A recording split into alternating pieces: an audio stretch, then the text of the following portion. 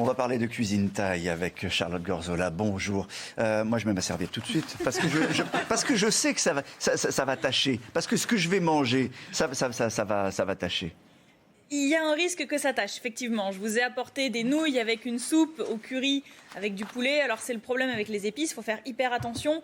À partir du moment où vous en avez sur la chemise, si vous ne l'avez pas immédiatement, vous pouvez dire adieu à la chemise, vous aurez une petite auréole tout le temps. Mais voilà, si c'est vous bon. y allez doucement. Et oui, c'est bon. C'est justement pour ça qu'on en mange. Alors, la cuisine thaï, contrairement à une légende, on peut la faire qui ne pique pas. On peut faire une cuisine thaï qui ne pique pas. Alors c'est vrai que la cuisine thaï, souvent ça pique. Quand on va en Thaïlande d'ailleurs, ça pique beaucoup. Mais il y a moyen d'adapter ça à nos papilles occidentales un petit peu fragiles. Il y a plein de recettes qu'on peut soit adapter en mettant moins de piment, moins de piquant, soit des recettes qui sont tout simplement pas piquantes du tout. On commence par quoi? Des salades? Alors, on va commencer... Ça tombe bien, en plus c'est l'été. Alors, on va commencer par quelque chose. Alors, je vous avoue qu'il y a une mouche qui a investi le plateau depuis ce matin. Ouais. Et donc, elle a décidé de faire sa vie sur les plats. Mais bon, on va essayer de la chasser. C'est pas très Covid. Non, c'est pas très Covid, mais bon, c'est pas très hygiène tout court. En tout cas, les plats que je vous ai amenés, c'est celui-là. C'est le plus frais, c'est la salade de papaye. Alors, la salade de papaye, c'est pour le coup absolument pas piquant. C'est de la papaye, des carottes, des pousses de soja, des tomates, un petit peu de citron, des cacahuètes dessus. C'est hyper frais et c'est salé. C'est absolument ni une entrée ni un dessert. C'est un plat. On en mange, on se fait plaisir. C'est vraiment quelque chose qui est très peu calorique, très frais. C'est parfait pour l'été. Devant vous encore? Alors, devant moi encore des choses qui vont être pour le coup un petit peu plus épicées, un petit peu plus relevées, mais sans être quelque chose qui va vous mettre du feu sur les papilles. Il y a un pad thaï. Le pad thaï, c'est hyper connu. C'est le grand classique. C'est ce qu'on a toujours mangé et ce qu'on voit dans beaucoup de restaurants. Ce sont des nouilles de riz, des œufs, des graines germées, des protéines, alors soit du tofu, soit de la viande, soit des crevettes, des oignons et de la sauce poisson et parfois aussi un petit peu de jus de tamarin. En France, on rajoute souvent aussi des cacahuètes, des petits piments. Ça aussi, en France, on en trouve, c'est pas trop pimenté. Par contre, si vous le mangez en Thaïlande, il y a des chances que ça soit beaucoup plus relevé. Alors, je vous avoue que c'est pas moi qui l'ai préparé celui-là, parce que je ne suis pas une spécialiste de la cuisine thaïlandaise. C'est le restaurant Yai Thai qui nous l'a livré. Et je l'ai goûté en régie, je peux vous dire qu'il est sacrément bon. Mais la cuisine thaï, finalement, il y a beaucoup de restaurants thaï. C'est assez uniforme, on est à peu près sûr de trouver à peu près les mêmes ingrédients à l'intérieur. Alors, on a toujours un petit peu les mêmes marqueurs. On va assez souvent trouver des graines germées, souvent des graines de soja.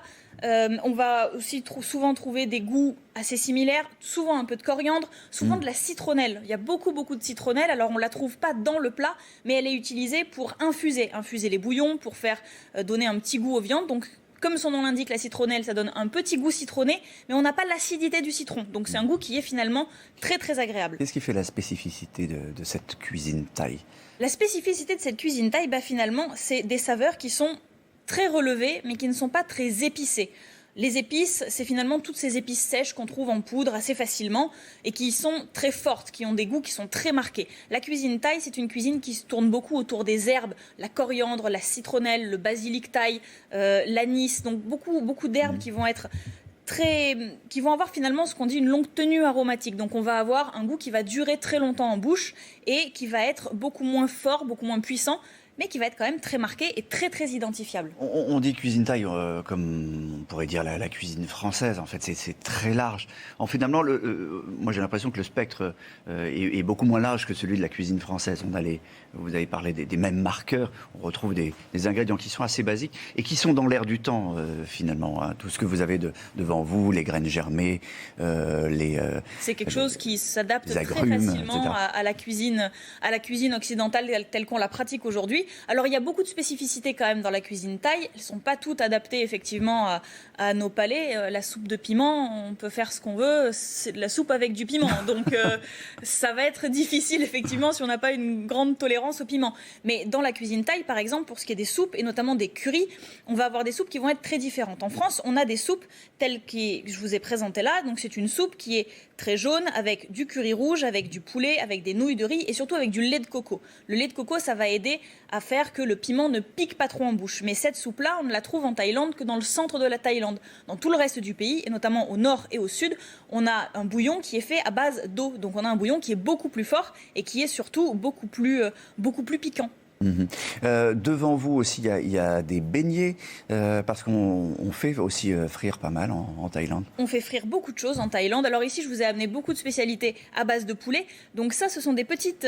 c'est presque des pépites de poulet, parce que c'est très joli, c'est très doré. Ça s'appelle Kai Takrai. J'espère que je le prononce pas trop mal.